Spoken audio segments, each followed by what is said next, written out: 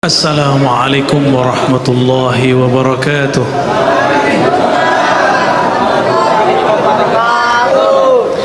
Alhamdulillahilladzi ja'alana min ummati sayyidina Muhammad sallallahu alaihi wasallam. Walhamdulillah thumma alhamdulillahilladzi abrazana fi akhir zaman min ummati sayyidina Muhammad sallallahu alaihi wasallam. Asyhadu an la ilaha illallah wa asyhadu anna Muhammadan abduhu wa rasuluh. Allahumma salli wa sallim wa barik alaihi. Assalatu wassalamu alayka ya sayyidana ya Rasulullah. Assalatu wassalamu alayka ya abal arwah.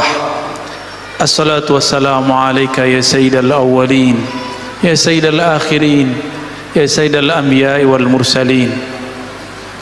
Salamullah alaikum warahmatuhu wabarakatuh. Jamaah, para pecinta Allah, perindu Rasulullah sallallahu alaihi wasallam.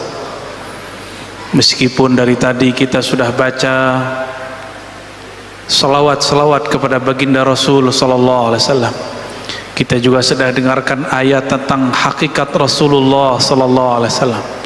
Mari kita kirimkan mahar kerinduan surat Al-Fatihah, kita kirimkan kepada baginda Nabi Muhammad sallallahu alaihi wasallam, para guru-guru kita, masyayikh kita, imam yang mengarang kitab ini, Al-Habib Al-Allamah Ad-Daya Umar bin Muhammad bin Salim bin Hafiz. Begitu juga pengarang-pengarang kitab yang lain, Diaul Lami, Daiba, Al-Barzanji. Kepada yang pertama kali menghidupkan Maulid Nabi, As-Sultan Al-Muzaffar Abu Sa'id Al-Kaukabari. Kepada iparnya Salahuddin Al-Ayubi, merekalah yang menghidupkan majlis ini. Untuk mereka kita kirimkan mahar kerinduan, tanda terima kasih. Al-Fatihah. A'udzu billahi minasyaitonir rajim. Bismillah. Maliki yaumiddin. Iyyaka na'budu wa iyyaka nasta'in. Shiratal ladzina an'amta 'alaihim ghairil maghdubi 'alaihim waladdallin. Semoga berkah bacaan Al-Fatihah, surat pembuka, Allah buka hati pikiran kita, Allah buka ruh kita yang selama ini terpenjara oleh nafsiyah, kedirian, keegoan kita. Amin ya rabbal alamin. Bagaimana cara menumbuhkan rindu? Kenalilah yang dirindui, cintailah ia, dengarkan kisah-kisahnya. Maka malam ini saya akan kisahkan sebagian dari kisah beliau.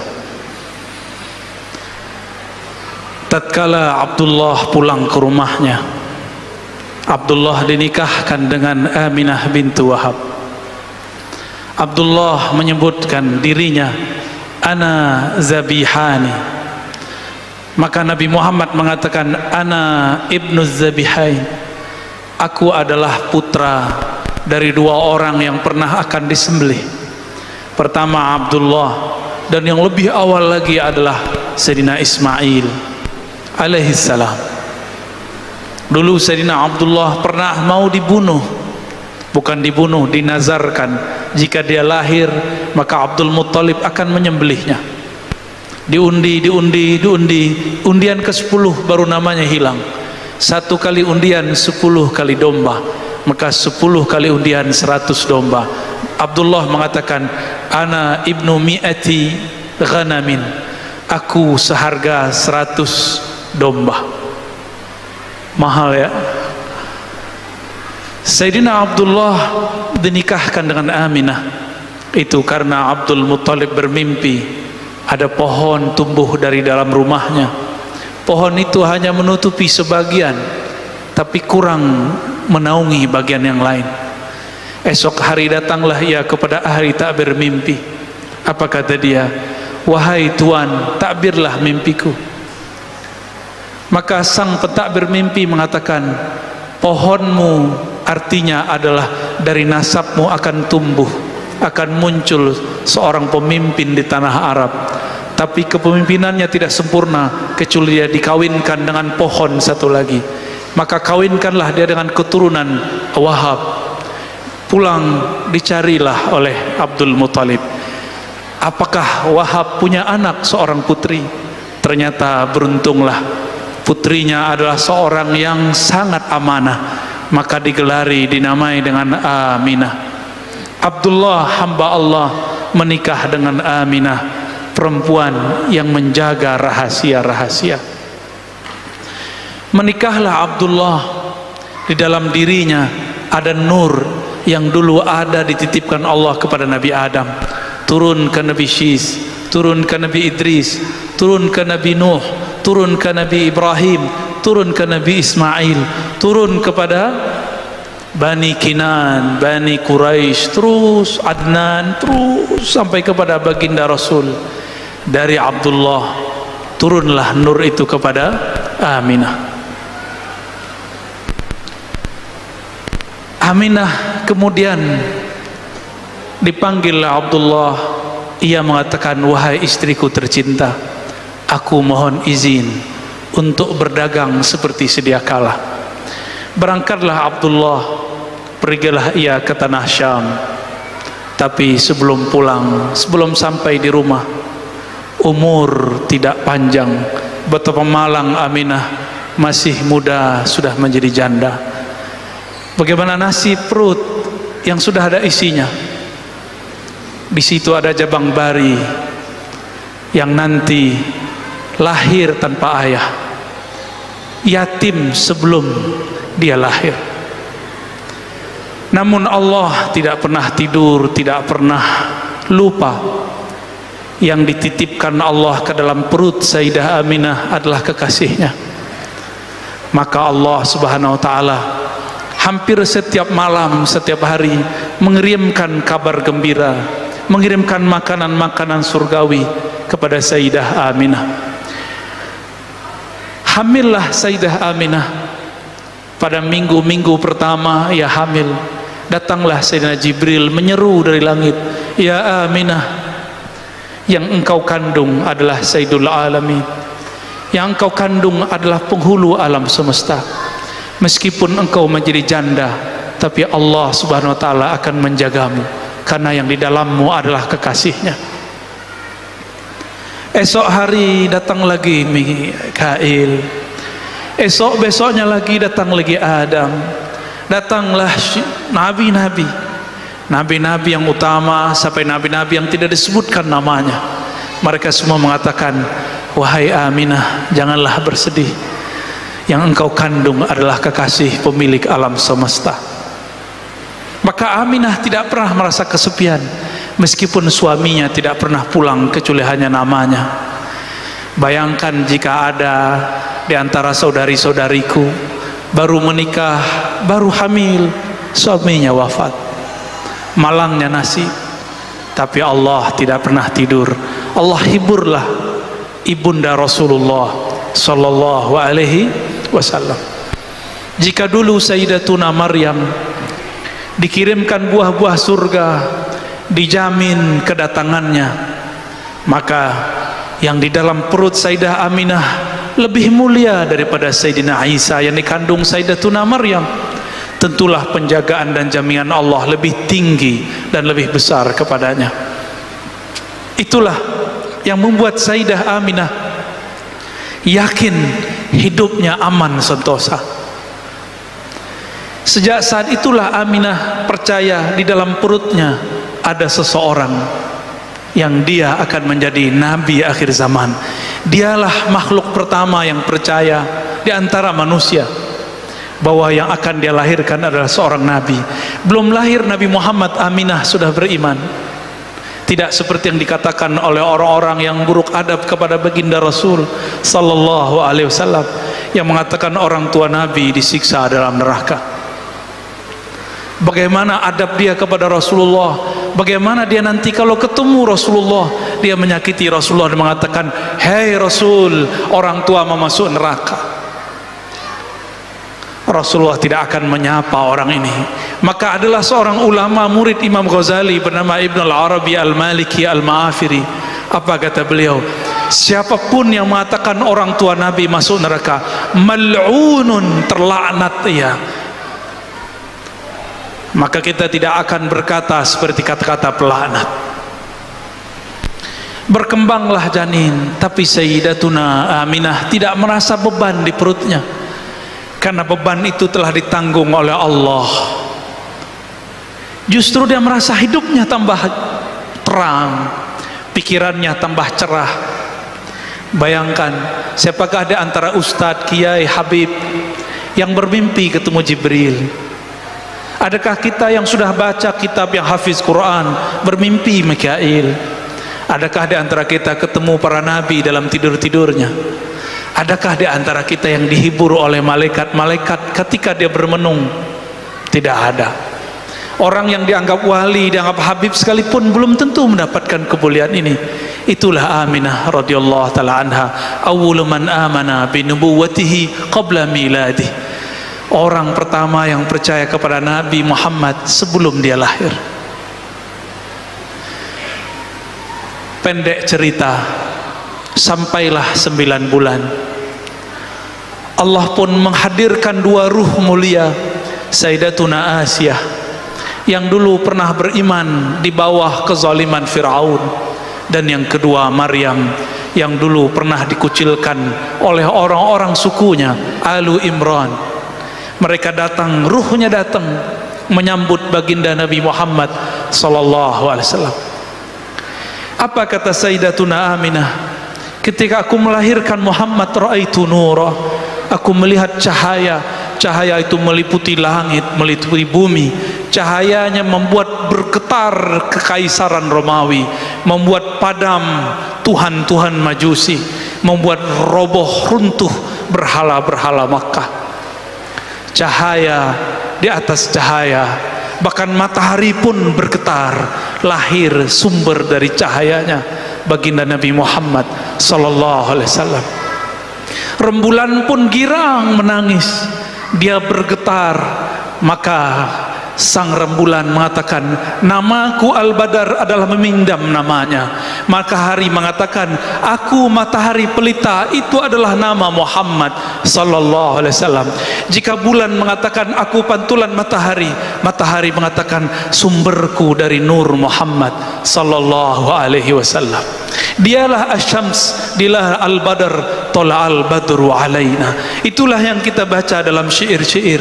Tola'al Badru alaina, anta syamsun anta badrun, engkaulah syams. Syamsun artinya pelita matahari yang sebenarnya, dialah sebenarnya Al-Badr, bulan purnama. Baginda Rasul lahir, kemudian setelah 2 ruh suci ini kembali, diambillah oleh Suwaibah Al-Aslamiyah, budak daripada Abu Lahab, paman Rasulullah sallallahu alaihi wasallam.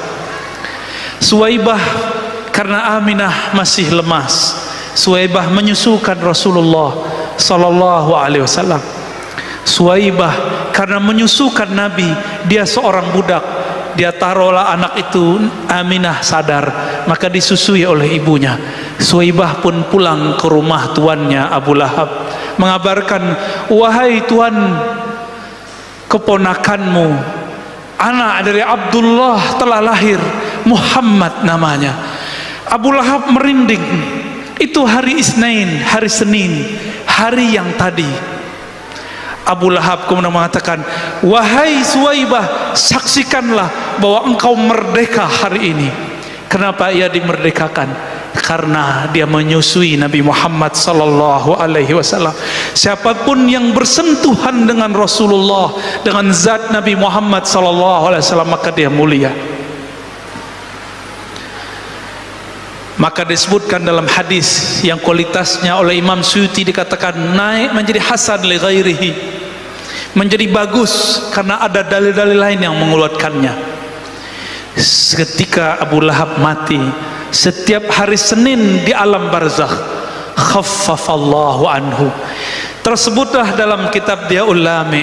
Kalau di kitab ini halaman 34, annal azaba mukhaffafun fi kulli isnain li farhatihi biman wafana.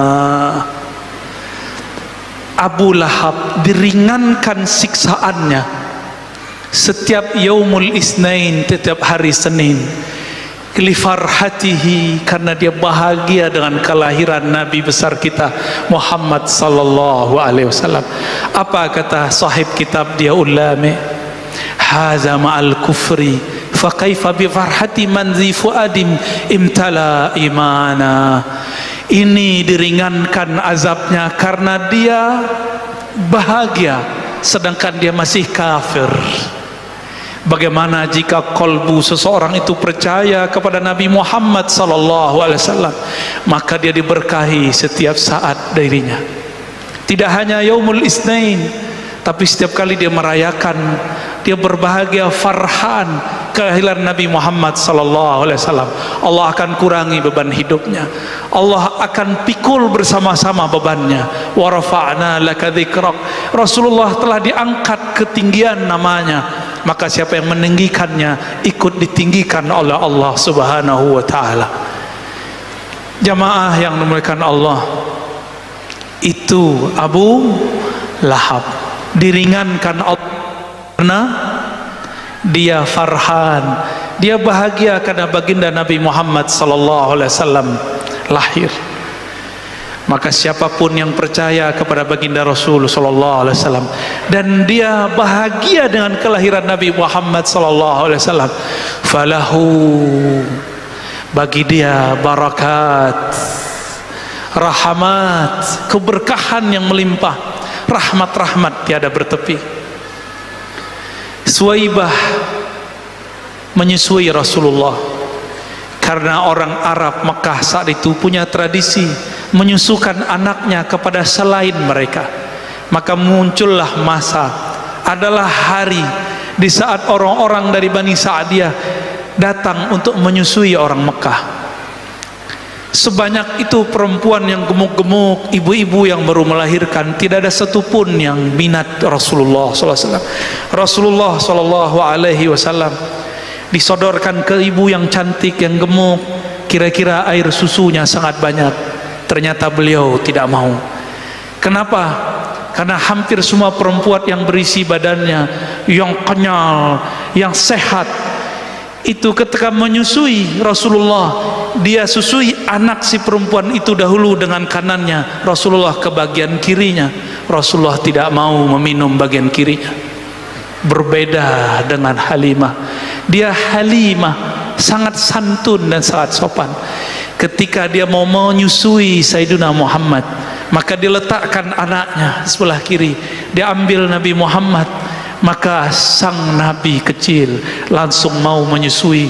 Perempuan yang sangat kurus malang, dia punya ternak-ternaknya banyak yang mati, dia punya ternak domba yang bisa mengeluarkan susu, tapi susunya tiada yang keluar. Tapi semenjak dia mendatangi Nabi Muhammad, Nabi Muhammad dibawa pulang, semua ternaknya gemuk, semua air susu pun mengalir. Diangkatlah oleh Allah derajat Halimah yang tadinya fakir, miskin, menjadi keluarga yang penuh diberkahi.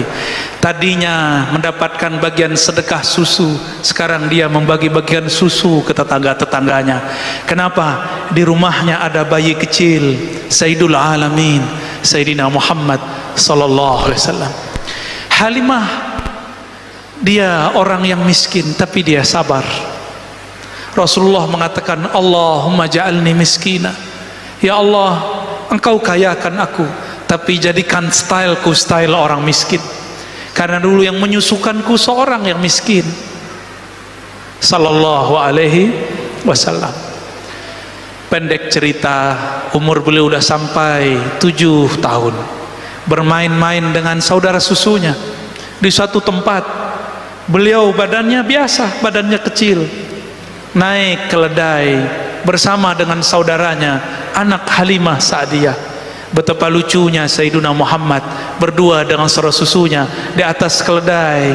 Keledai itu lebih rendah daripada onta, lebih rendah juga daripada kuda, tapi juga lebih besar daripada bighal. Sedang sekali, jika ada orang berjalan di atasnya, lucu, sangat menarik sekali. Sampai di tengah jalan, apa kata Sayyiduna Muhammad kecil? wahai saudara susuku, aku kehausan, aku pengen makan dan minum. Jika engkau berkenan, jemputlah ke rumah ibumu, aku sungkan kepada ibumu. Maka pulanglah dia. Tapi ketika dia pulang, balik lagi. Ketika dia balik, dia melihat Nabi Muhammad SAW sedang dibelah dadanya oleh dua sosok bersayap, sangat besar, tapi wajahnya sangat indah. Kemudian si anak ini lari kepada ibunya. Wahai ibunda, kutila Muhammadun, kutila akhi Muhammadun, saudaraku dibunuh oleh dua sosok yang tidak tahu dari mana. Halimah pun ketakutan, wajahnya pucat, bulu romanya merinding. Dia penuh ketakutan, dia panggil suaminya, wahai suamiku, anak kita Muhammad, anak kita dibunuh oleh seseorang. Dia menangis, dia berteriak, ya Muhammad, ya Muhammad.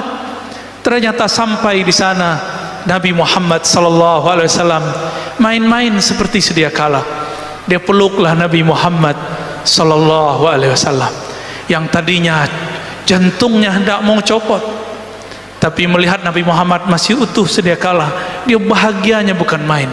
Ternyata anakku, anak susuku masih hidup, sumber keberkahanku masih hidup. Walhasil Sayyidatuna Halimah mengatakan kepada suaminya, wahai suamiku, anak kita bukan anak biasa. Dia dicari bukan hanya oleh orang di bumi, tapi seperti yang dikatakan Muhammad. Ketika kita tanya, ya Muhammad, siapakah dua makhluk itu yang diceritakan saudara susumu? Beliau mengatakan, aku melihatnya turun dari langit. Halimah geleng-geleng kepala, ini bukan manusia biasa. Wahai suamiku, kita mungkin bahkan salah adab kepada anak ini. Jangan-jangan anak ini pilihan Allah Subhanahu wa ta'ala. Besok kita kembalikan ke ibunya. Besok dia datanglah kepada Sayyidah Aminah. Sayyidah Aminah tertawa, tersenyum. Apa katanya? Wahai Halimah, engkau baru tahu, sedangkan aku sudah tahu sebelum dia lahir. Ketika dia lahir, aku melihat lebih dahsyat lagi, bahkan cahayanya meliputi alam semesta. Sayyidah Aminah tidak kaget, Sayyidah Aminah tidak ketakutan. Yang ketakutan malah Halimah As-Sa'diyah. Sejak saat itulah Halimah Sa'diyah hanya mendengar kabar tentang anak susunya. Nabi Muhammad kecil dibesarkan oleh ibunya, diajak ziarah, diajak kemana-mana. Nabi Muhammad SAW kecil, tapi pembicaranya seperti orang besar. Berkalam tauhid ahad, ahad. Tidak pernah masuk ke dalam Masjidil Haram lalu menyembah Latta dan Uzza. Beliau tidak pernah menyembah satu berhala pun, tidak pernah meminum satu teguk khamar pun, tidak pernah maling satu buah pun, tidak pernah mematahkan satu ranting pun. Baginda Nabi Muhammad SAW, ketika beliau mulai menjadi anak-anak, mulai remaja, beliau disuruh oleh kakeknya dan pamannya, diberi tugas menjadi seorang pengembala domba. Pengembala domba itu harus punya sifat. Sifatnya sifat sabar, tiada batas. Harus rigid, harus tahu ada domba, ada kambing yang tidak ikut serta. Dan tidak boleh mengambil satu pun sampai lapor kepada tuannya. Nabi Muhammad belajar di situ amanah. Beliau belajar di situ bagaimana sabar. Jangankan manusia, domba pun beliau sangat sayang. Nabi Muhammad kecil kemudian berkembang jadi dewasa. Sebelum beliau berumur 20 tahun terjadi perang di antara orang-orang Arab. Nabi pun ikut berperang. Kemudian selesai perang, terjadilah rapat besar di Ka'bah. Orang-orang di Ka'bah, semua suku sepakat untuk merenovasi masjid pertama di alam semesta. Mereka runtuhkanlah Ka'bah, dibangunlah Ka'bah yang baru. Tapi ketika mereka hendak menaikkan Hajar Aswad, semuanya merasa berhak Ada 4 suku, semuanya mengatakan aku lebih tua. Yang satu mengatakan aku paling banyak memberi donasi, yang lain mengatakan aku, kami. Di saat seperti itu datanglah Sayyidina Muhammad sallallahu alaihi wasallam menawarkan suatu penyelesaian masalah. Apa kata beliau? Wahai tuan-tuan, wahai paman-pamanku, kakek-kakekku, maukah kalian aku tunjukkan cara yang paling mudah, semuanya kebagian. Maka beliau turunkan ridaknya. Ini namanya ridak selendang. Selendang ini dipegang satu sudut oleh satu suku, dan suku yang lain. Lalu Nabi Muhammad mengatakan, saksikanlah, izinkan aku mengangkat batunya, lalu kalian taruh ke Ka'bah. Maka semuanya sepakat. Kenapa? Semua suku dapat kebagian. Itulah baginda Nabi Muhammad SAW bernama Fatanah, seseorang yang bersosok cerdas, sangat cerdas. Orang yang tadinya bertengkar, datang beliau selesai semua masalah.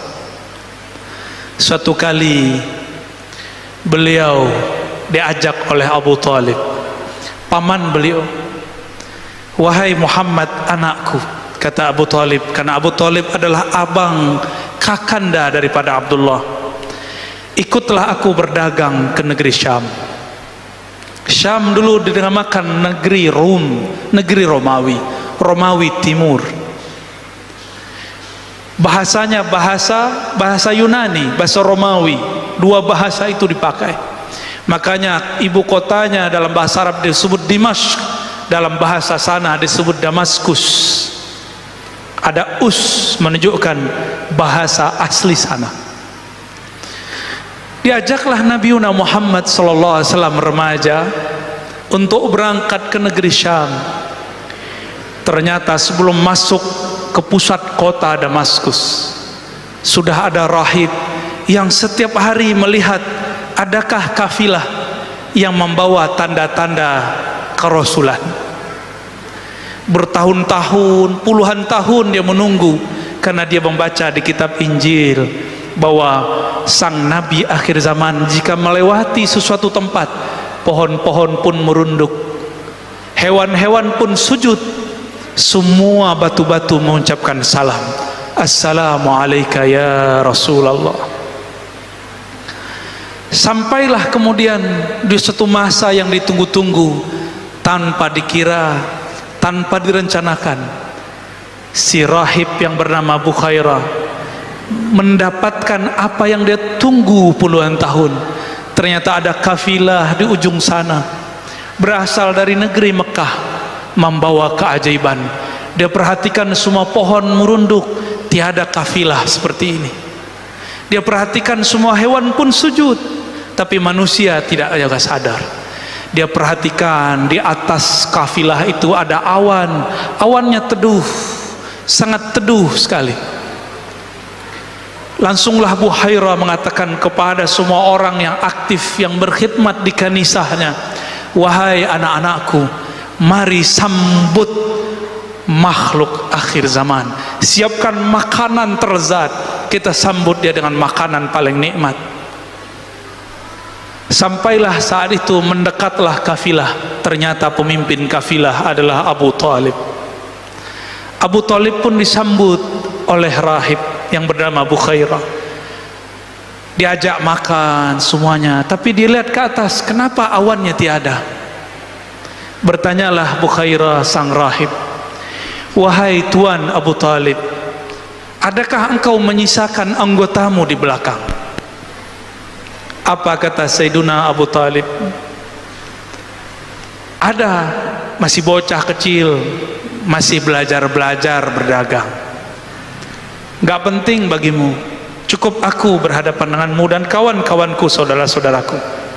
Kata rahib, tidak, antarkan aku kepadanya, bawa makanan ternikmat. Maka Abu Talib pun menghantarkan. Bertemulah Bukhairah, bertemulah ia. Tidak sanggup dia menahan air matanya, dia peluk Muhammad kecil. Apa kata dia? Hadza sayyidul alamin. Ini adalah penghulu alam semesta. Abu Thalib pun bertanya, wahai Bukhairah, apa-apaan engkau? Apa buktinya? Kenapa engkau mengatakan ponakanku ini, anakku ini adalah penghulu alam semesta? Apa kata Bukhairah? Di dalam kitab suci kami ditulis, Nabi akhir zaman tiadalah melewati suatu pohon kecuali pohon runduk kepadanya. Melewati suatu gunung, bebatuan pun mengucapkan salam kepadanya. Tiadalah hewan melewatinya kecuali sujud kepadanya. Aku memperhatikan dia semenjak engkau datang dari sudut jalan sana sampai di tempat ini. Inilah Sayyidul Anbiya wal Mursalin, penghulu semua nabi, penghulu semua nabi dan rasul. Tercenganglah Abu Thalib. Ternyata keponakannya bukan sembarang orang. Wajar, ini anak dari sosok Abdullah yang harganya 100 domba. Akhirnya Bukhairah mensabdakan kalamnya. Apa katanya? Wahai Abu Thalib, tolong dengarkan kata-kataku. Pulangkan anakmu hari ini juga, jangan bawa ke dalam kota. Jika orang-orang Rum mengetahui ciri-ciri anakmu, mereka akan membunuhnya. Sayaqtuluna. Dalam riwayat yang tidak disebutkan, terjadilah dialog panjang Bukhairah dengan sang Nabi. Karena sang Nabi tidak pernah syirik, sang Nabi selalu berkalam-kalam tauhid. Disitulah sempurnanya tauhid Bukhairah. Disitulah dia sudah percaya kepada Nabi Muhammad sebelum beliau mendakwahkan kenabiannya. Itulah kesempurnaan Bukhairah. Dia mendapatkan dua keutamaan: iman ke Nabi Isa, iman ke Nabi Musa. Dia juga iman kepada Nabi akhir zaman. Setelah itu tidak disebutkan lagi kabar. Dikirimlah seseorang untuk mengantarkan Nabi Muhammad pulang. Nabi Muhammad pun kembali menjadi pengembala domba. Bukhairah tidak dikabarkan kecuali dia wafat. Sempurna imannya. Dia berdoa, ya Rabb, hajatku telah sampai. Aku telah bertemu sang Nabi akhir zaman. Jemputlah aku. Meninggallah ia. Ditutuplah kanisahnya. Sallallahu alaihi wasallam. Itulah Nabiuna Muhammad sallallahu alaihi wasallam. Ia jika ditemui oleh bebatuan, batu mengucapkan salam kepadanya. Salam itulah yang antum baca tadi. Ya Nabi, salam alaik. Salam itu dimasukkan ke dalam kitab yang berisikan madaih, maulid. Itulah yang kita baca. Karena kita malu kepada pepohonan, malu kepada hewan-hewan, malu kepada bebatuan. Batu yang keras kenal Rasulullah. Betapa keras kolbu ini. Orang mahalul qiyam disebut assalamu alaika, ya Nabi salam alaika, tapi hati ini tidak berketu juga tersentuh, tidak juga merinding, tidak juga bergetar. Betapa bohongnya kita.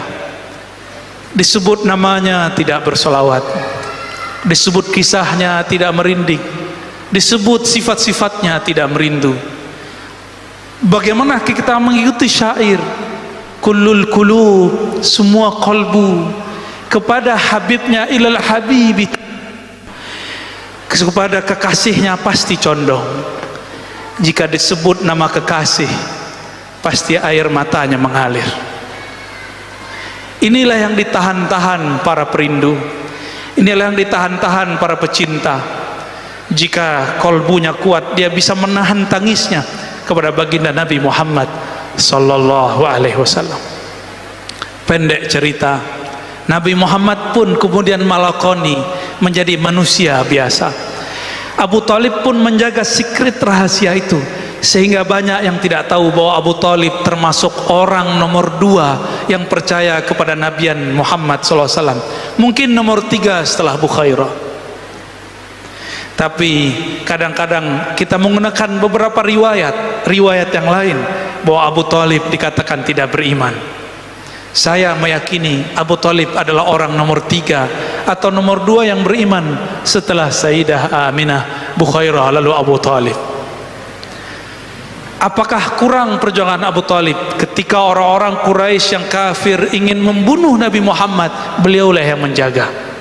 Apa perjuangan antum kepada Rasulullah sehingga berani mengatakan Abu Talib kafir?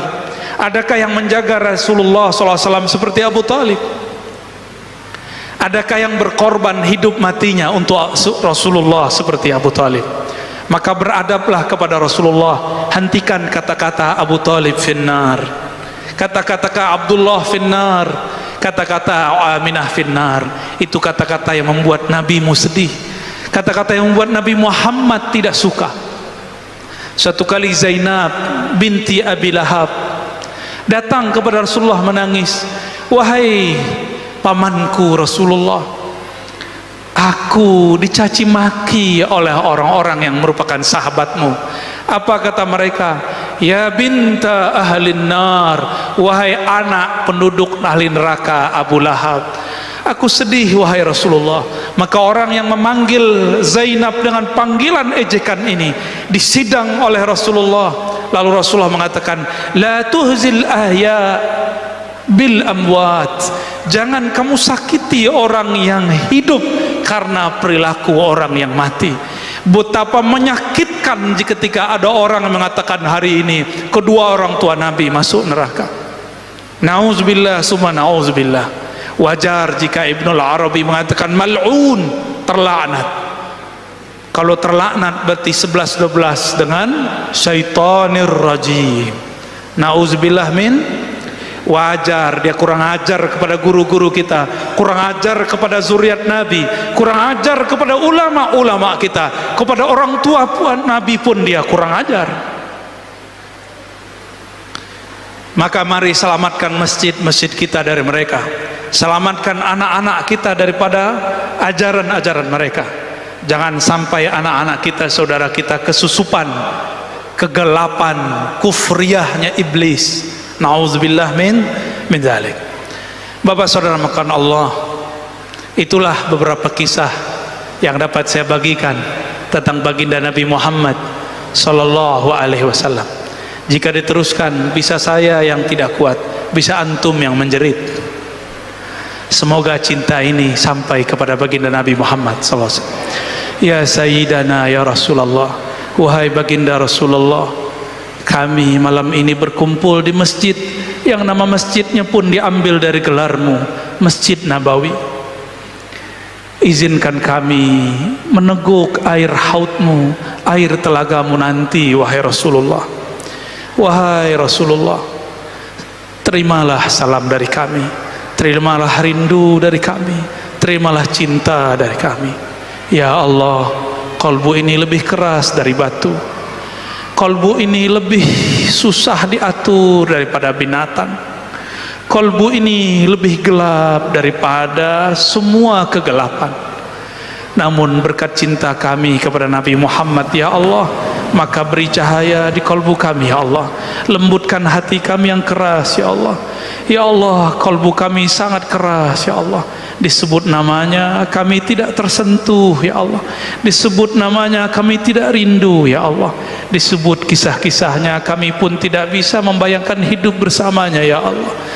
Maafkan kami ya Allah, ya Afu ya Karim ya Ghaffar ya Ghafur, bihaqqi Sayyidina Muhammad, dengan kebesaran Nabi-Mu ya Allah. Jadikan kami yang hadir malam ini, yang menyaksikan maulid Nabi Muhammad sallallahu alaihi wasallam, orang yang Kau ringankan beban hidupnya, yang Kau ringankan dosa-dosanya, yang Kau ringankan azab-azabnya, yang Kau tutup semua kegelapan kami dengan cahayamu. Berapa banyak pun dosa kami ya Allah, namun jika rahmaniyahmu, kasih sayangmu melimpahi kami, semuanya akan melimpahi, semuanya akan menutupi kami ya Rabb. Allah masturna bisitrikal jamil. Ya Allah yang maha indah, kami ini tidak indah ya Allah, amal kami sangat buruk ya Allah, batin kami sangat busuk ya Allah.